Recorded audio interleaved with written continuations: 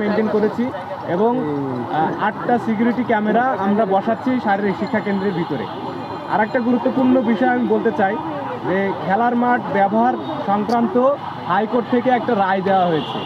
রায়টা যদি আমি একটু অনুবাদ সহ বলি, সেটা হচ্ছে এরকম: ঢাকা ইউনিভার্সিটির এটি দ্বারা ঢাকা ইউনিভার্সিটির শিক্ষার্থী, আবাসিক ও কর্মকর্তা কর্মচারীদের অবগত করা যাচ্ছে যে মাননীয় হাইকোর্ট বিভাগ right petition number 12793 of 2012 human rights and piece for Bangladesh বনাম গভর্নমেন্ট অফ বাংলাদেশ ও অন্যান্য একটি রায় প্রদান করেছেন।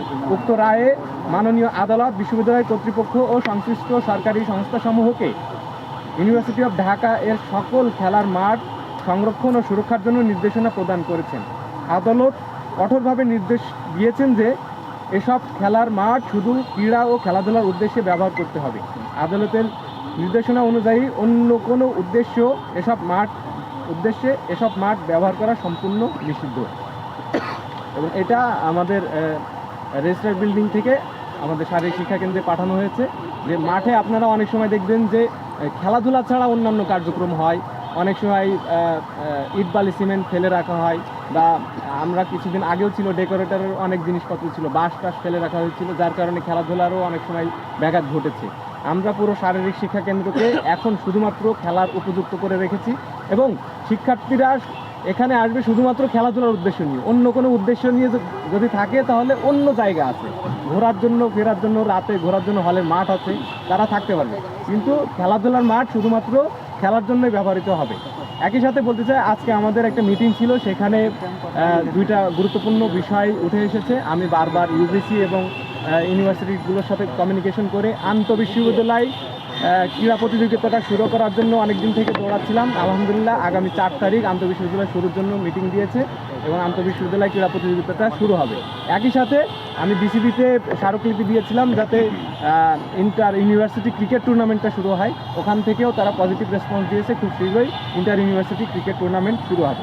এছাড়া আপনারা জানেন যে ভূমিকম্পের কারণে আমাদের ভার্সিটি দীর্ঘদিন ছুটি ছিল, এরপরে পরীক্ষার কারণে আমাদের বার্ষিক ক্রীড়া প্রতিযোগিতা যেটা হল কেন্দ্রিক হয় সেটা হয় নাই এবং শিক্ষার্থীদের ভিতরে একটা ক্ষোভের সৃষ্টি হয়েছিল যে কেন এটা হলো না।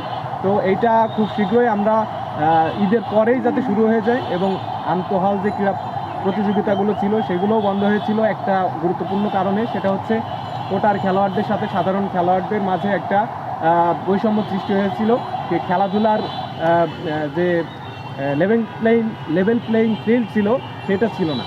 তো আমার জায়গা থেকে আমি সবসময় চেষ্টা করেছি যে খেলোয়াড়দেরকে যাতে মূল্যায়ন করা হয়, যারা খেলোয়াড় তারা যাতে তাদের পর্যাপ্ত মূল্যায়নটা পায়। একই সাথে সাধারণ যারা শিক্ষার্থী তারাও যাতে খেলাধুলায় এঙ্গেজ হয়, সেটার জন্য আমরা বিশ্ববিদ্যালয় প্রশাসনকে একটা স্মারক দিয়েছিলাম, পরামর্শ দিয়েছিলাম। তার আলোকে গত 10 তারিখে সিন্ডিকেট মিটিংয়ে একটা পরামর্শ ইউনিভার্সিটি ভর্তি কমিশনে গিয়েছে। সেখান থেকে আমরা খুব শীঘ্রই জানতে পারবো যে কোটার খেলোয়াড়ের যে ইস্যুটা আছে এটার সলিউশন হবে এবং শিক্ষার্থীরা এটার জন্য অপেক্ষা করতেছিল যে এটা কি সিদ্ধান্ত নেওয়া হয়। তো আশা করি আমরা খুব শীঘ্রই এটা জানতে পারবো। তো সর্বোপরি আমরা চেষ্টা করে যাচ্ছি যে কিভাবে খেলাধুলাকে আরও বেশি কার্যকর করা যায় এবং খেলাধুলার উন্নয়ন করা যায় সেটা নিয়ে আমরা লেগে আছি এবং যে 2 কোটি টাকা নিয়ে এসেছি এটার জন্য আমাদের যে ডাকসু ভিপি তিনি অনেক পরিশ্রম করেছেন এবং আরও অন্যান্য যারা আছে আমাদের ভিসি স্যার এবং যে ক্রীড়া উপদেষ্টা ছিলেন আসিফ স্যার এবং বিসিবি যারা আছেন তাদের আন্তরিকতার মাধ্যমে আমরা এই ফান্ডটা আনতে পেরেছি। আশা করি যে এটার মাধ্যমে ঢাকা বিশ্ববিদ্যালয় ক্রীড়াকে অন্য একটা লেভেলে আমরা নিয়ে পৌঁছাতে পারবো। তো এ পর্যায়ে আমি সার্বিক বিষয়ে কথা